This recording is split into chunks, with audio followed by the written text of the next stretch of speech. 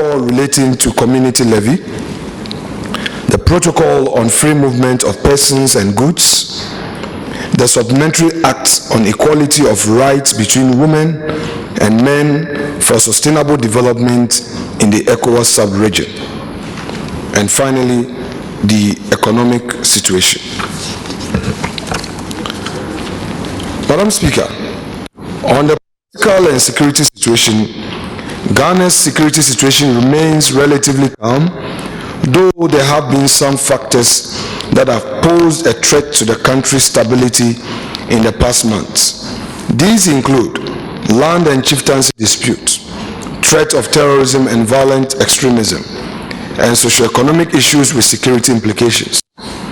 The government and the security sector have therefore instituted measures to mitigate these threats, which have culminated in safeguarding the peace and stability of the country.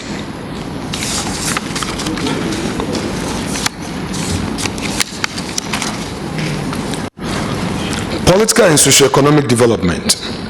It is worth noting that the year 2023 began with a generally calm situation. After successfully electing their leadership, the major political parties have rolled out the roadmap towards electing parliamentary and presidential candidates ahead of Ghana's 2024 general elections.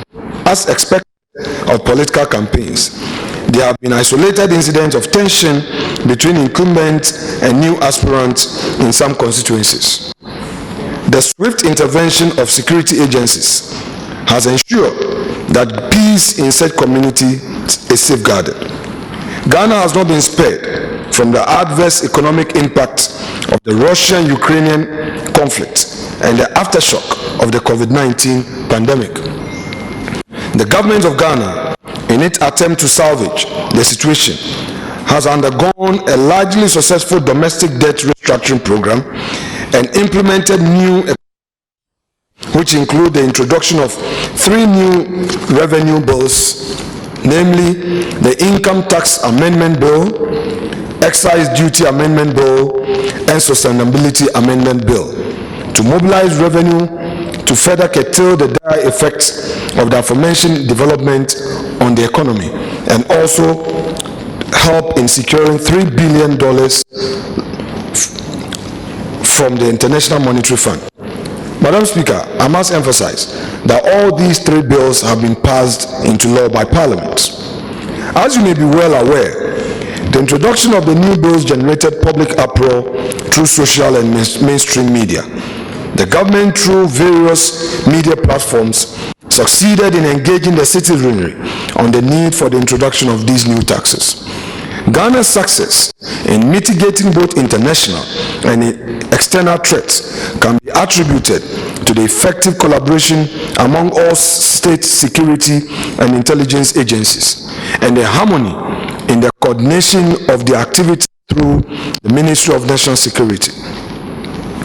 The government of Ghana is committed to maintaining the status quo to enhance a conducive democratic environment that promises true development for the citizenry.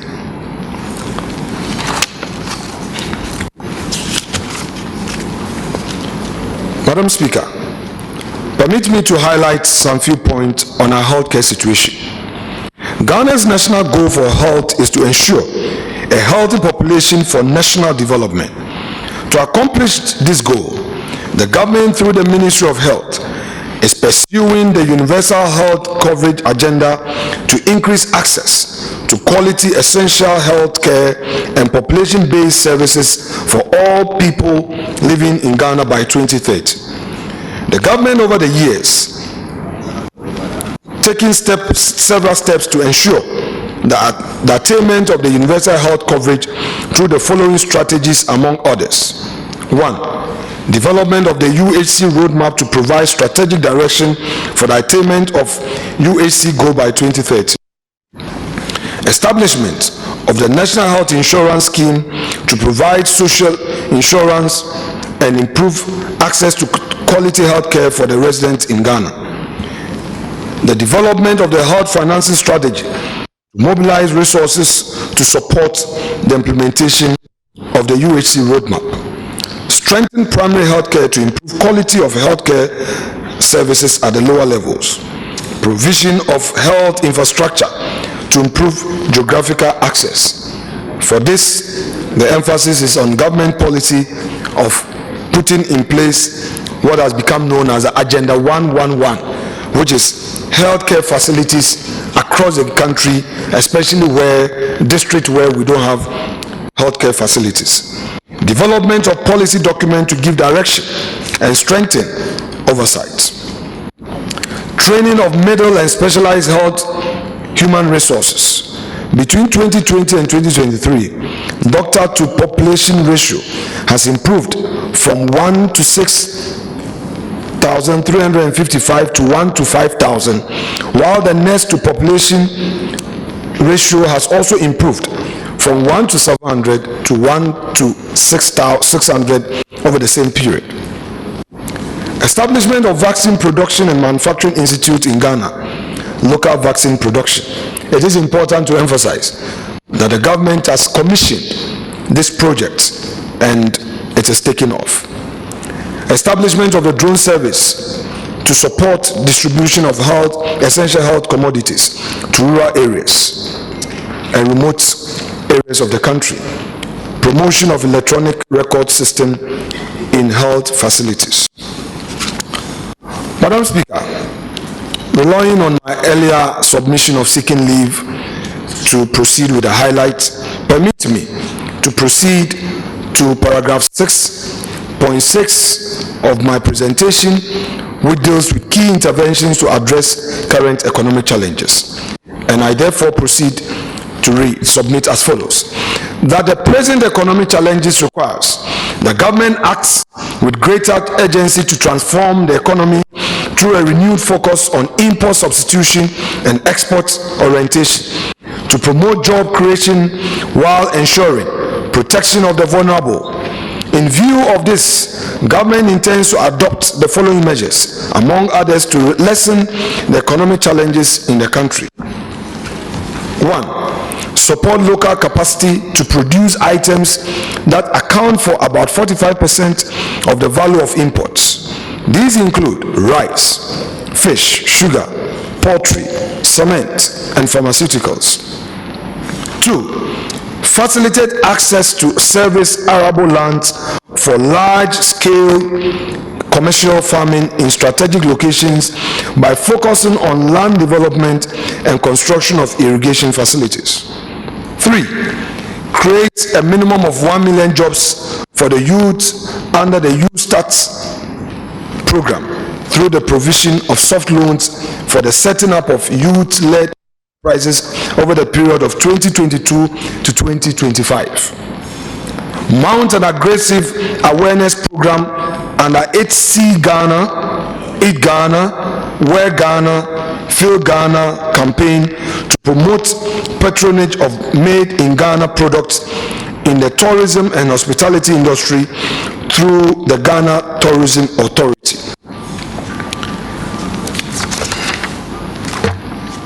5. Leverage African Continental Free Trade Area to develop and implement policies to attract investment into strategic manufacturing sectors and use a network of missions, representational offices on the continent to pursue market access opportunities for Ghanaian products.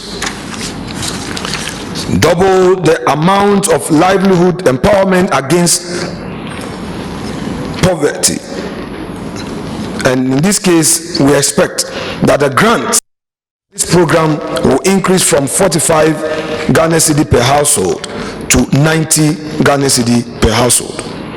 Government's commitment to the implementation of its flagship programs as well as policy initiatives remain unwavering. The free SHS currently stands at 1,308,816 students for the 2021-2022 academic year. In 2023, government will continue with the implementation of the free SHS program and facilitate access to various educational materials. To achieve its broad macroeconomic objectives, the government of Ghana We will enforce the following strategies.